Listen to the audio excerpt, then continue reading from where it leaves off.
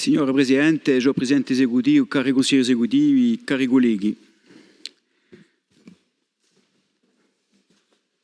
Je crois et j'ose espérer que la phrase que l'on donne à Victor Hugo, la citation que l'on donne à Victor Hugo se vérifiera, à savoir qu'évidemment, elle est connue de toutes et tous.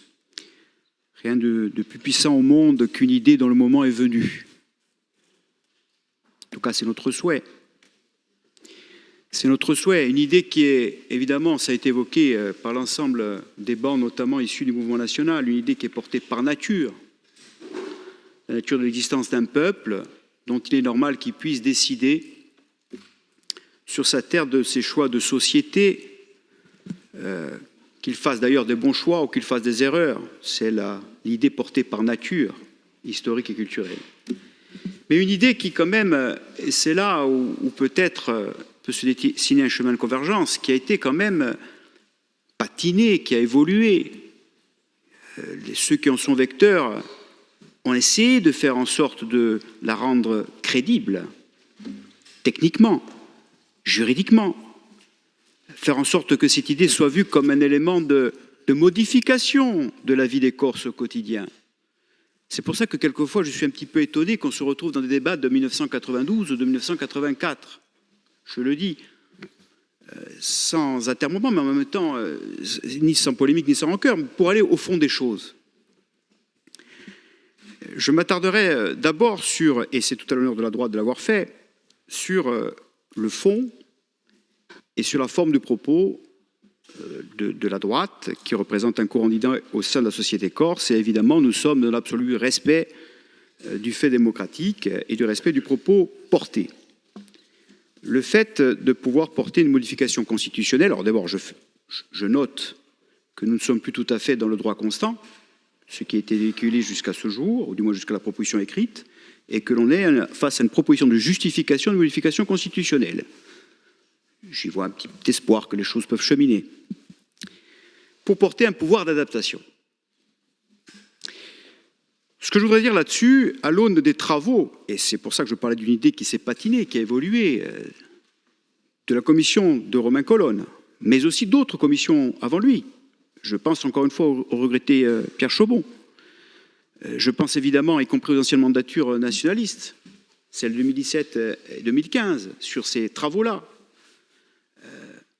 On sait ce que c'est le pouvoir d'adaptation en droit aujourd'hui en droit français.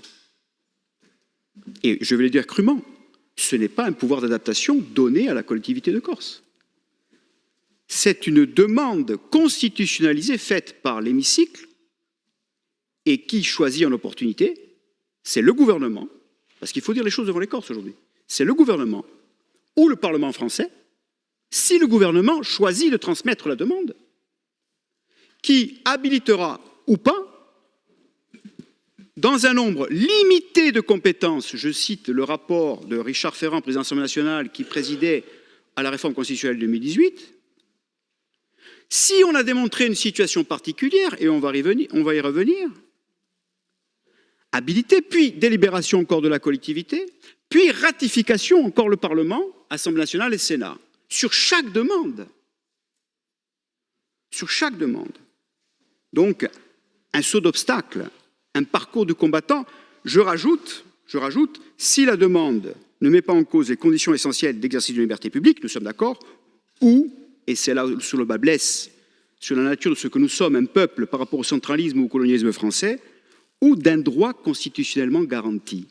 Ou d'un droit constitutionnellement garanti. C'est-à-dire, cette phrase du droit constitutionnellement garanti, c'est l'expression même culturelle profonde du communisme français. Je vais prendre un sujet de la vie des Corses, je vais prendre par ce bout-là, un sujet de la vie des Corses sur lequel nous sommes censés historiquement être d'accord. Je parle, quand je dis censé, c'est l'ensemble de l'hémicycle, droite comprise, la fiscalité du patrimoine. Renvoyons-nous aux avis du Conseil d'État, sur les récents avis du Conseil d'État. Les récents avis du Conseil d'État nient totalement que la situation de la Corse en termes d'indivision est différente que celle des territoires hexagonaux pour justifier des exonérations. C'est-à-dire on ne fait pas suite à l'exonération fiscale parce que la situation particulière, la différence de situation, n'est selon le Conseil d'État pas fondée. Est-ce qu'ici, il y a un élu pour penser que le Conseil d'État a raison?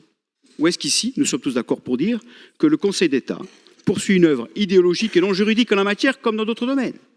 Ça veut dire que dans le pouvoir d'adaptation d'habilitation, cela ne couvrira pas, très certainement pas, la capacité demandée par la collectivité de manière unanime, il me semble, à pouvoir ici faire en sorte que l'on puisse avoir pouvoir de taux, d'exonération sur la fiscalité du patrimoine dans l'optique de ce qui est vu comme mortifère, c'est-à-dire la mise à niveau de l'impôt sur les successions en 2027. Alors, est-ce qu'on va encore valider un carcan juridique sous couvert d'une réforme constitutionnelle qui sera sur ce point-là, qui est un point essentiel? Il renvoie au bâti, il renvoie au foncier, il renvoie à la sociologie, il renvoie au sentiment de dépossession, il permet d'alimenter la bulle de la spéculation. Tous ces constats-là, nous avons fait ensemble. Pas un parti, ensemble. Est-ce qu'on va se permettre de mettre en place une réforme constitutionnelle pour faire naître un saut d'obstacles avec ces barrières-là, dans la plus pure tradition des usines à gaz que sait faire le centralisme français? Mais ces travaux-là, nous les avons menés jusqu'à leur terme aujourd'hui. Nous ne sommes plus en 2004. Nous ne sommes plus en 1992, lorsque le 20 novembre, nous défilions tous ensemble, avec Jean-Paul Rocazère, avec les radicaux de gauche, avec l'ensemble du nationalisme corse, dans la rue de Bastia, pour le statut fiscal dérogatoire. Nous ne sommes plus à ce moment-là, où on pensait que le droit constant, que l'adaptation des lois, les lois générales telles qu'elles existaient, pouvaient faire en sorte que, magnanime, la République française unitaire allait, sans passer par la réforme de la Constitution, permettre de maintenir les avantages acquis et voire d'éviter la dépossession.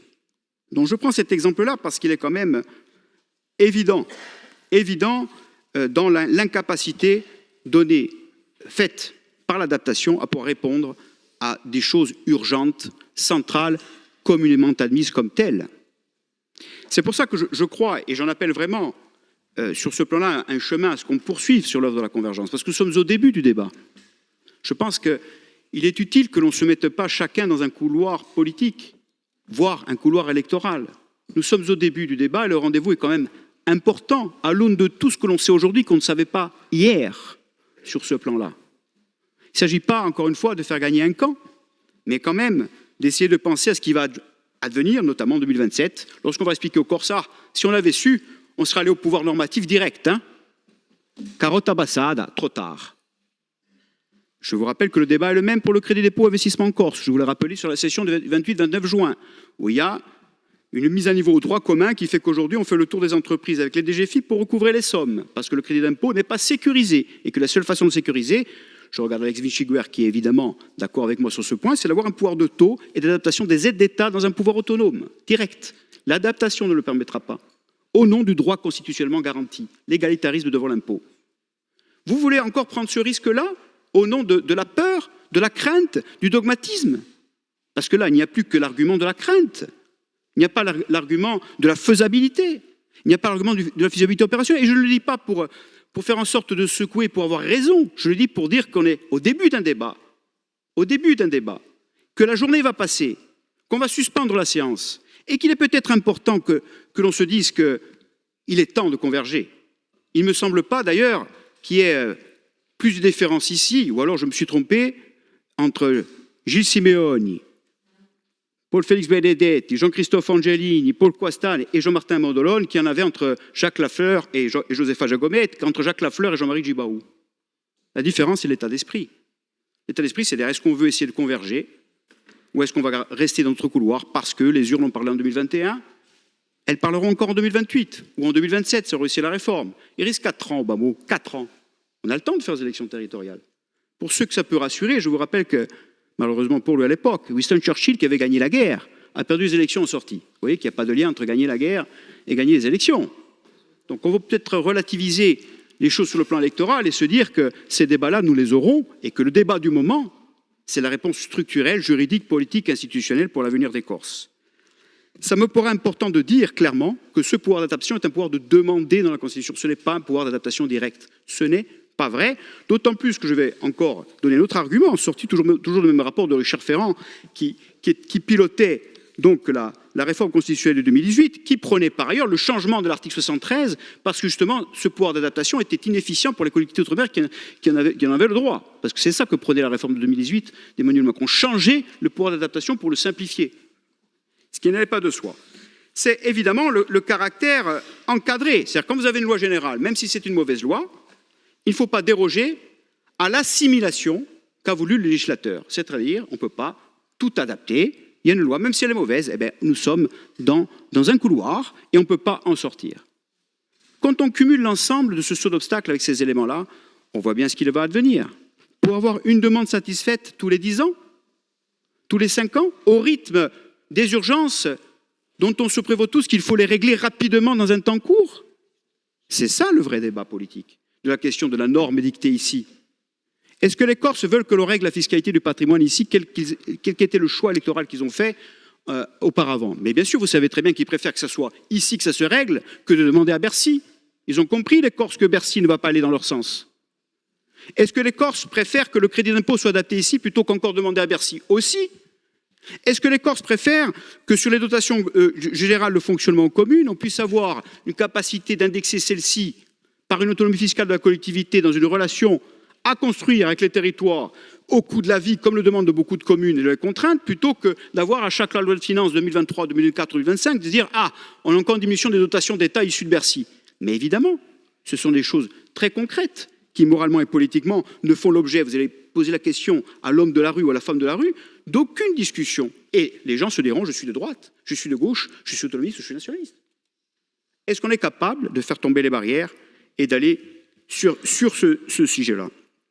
Donc, sur la question du carcan, je pense que le niveau de compromis peut être trouvé, mais peut être trouvé tout simplement sur ce qui fait l'objet de discours convergents de ce que j'entends dans les bancs, l'évolutivité, le caractère évolutif des compétences. Parce qu'en fait, la question de l'adaptation ou du pouvoir normatif, c'est de se dire, est-ce qu'on saute la réforme constitutionnelle pour enquister un carcan qui ne nous permettra pas d'évoluer, ou est-ce qu'on permet de rendre le champ du possible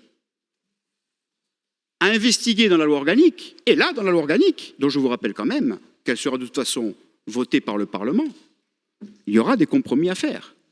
Il y a une proposition faite par le président du Conseil exécutif qui, non seulement fonde en droit par rapport, et suite aux travaux qui ont été faits, par rapport à la trajectoire des autres territoires dits autonomes par ailleurs, par rapport aux trajectoires des territoires dits autonomes au sein de la Constitution française, où on voit qu'il y a des problématiques juridiques à clarifier. C'est une œuvre de clarification. Et il y a un champ de compétences demandé.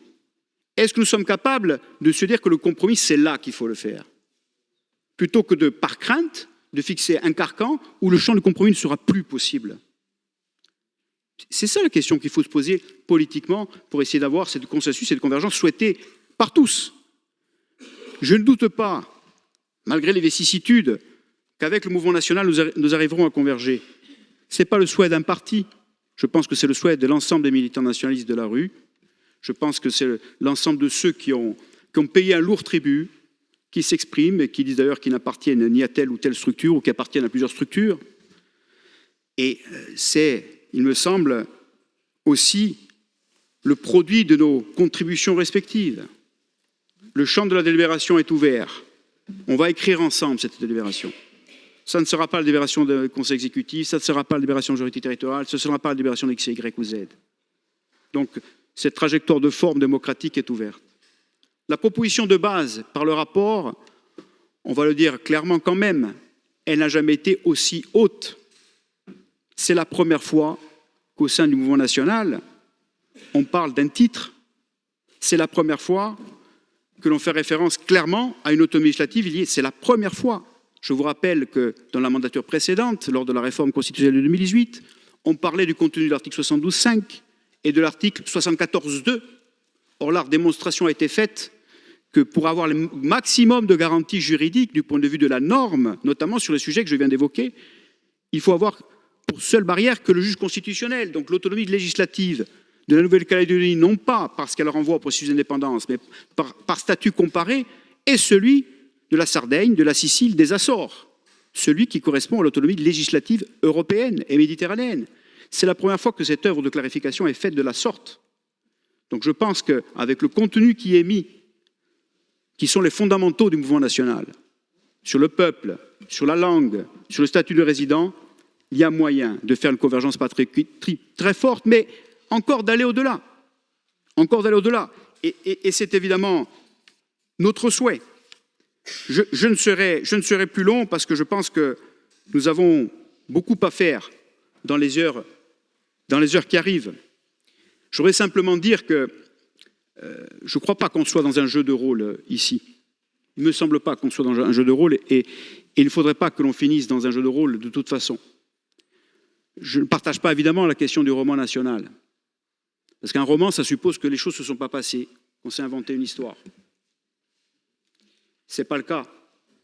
Moi, je suis désolé, mais je vais reprendre... J'ai mon père qui est dans la salle, il a 91 ans. Il était à l'Argentine, avec le père d'Edmond, avec le père de Gilles, avec d'autres. On va quand même dire ce qu'a fait l'Argentine, quand même. Parce qu'il faut quand même voir les choses concrètes. Quand on voit Eric Spitz, préfet d'Haute-Corse, ancien préfet d'Haute-Corse, donc le haut commissaire au gouvernement de la Polynésie française, qui va déposer des fleurs lors du rendez-vous annuel qui célèbre la bataille qu'ont perdu les Polynésiens en 1844 contre l'armée française, qui parle évidemment du fait colonial, il parle de regretter le fait colonial, des mots forts pour un préfet. Ça prouve bien que l'État, quand il veut, il peut, confère Michel Rocard d'ailleurs, et qui parle à un moment donné incidemment des essais nucléaires qui ont eu lieu entre 1966 et 1996. Mais vous savez très bien que c'est allé en Polynésie parce que les Corses ont refusé que ça aille à l'Argentine. Autrement dit, vous imaginez si des gens ne s'étaient pas levés à l'époque, de gauche, de droite, régionalistes, autonomistes, mais avant tout profondément corses, per andare fisicamente con colpe tambade impedisce questo.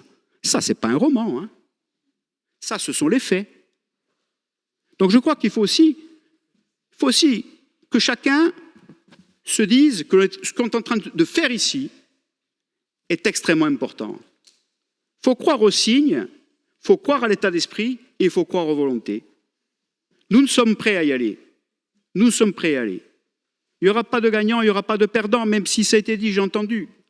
Mais quand même, essayons. Bien sûr que ça va être difficile. Mais aujourd'hui, qu'est-ce qu'on est en train de faire? De ne pas donner d'excuses à un État qui, même s'il faut discuter avec lui, est profondément et culturellement jacobin. Profondément et culturellement jacobin. Alors nous ne lui donnons pas l'excuse de ne pas avoir fait la convergence démocratique incontestable du point de vue de la légitimité. C'est ça ce que nous sommes en train de faire, et ça dépasse nos partis, et ça dépasse nos propres personnes.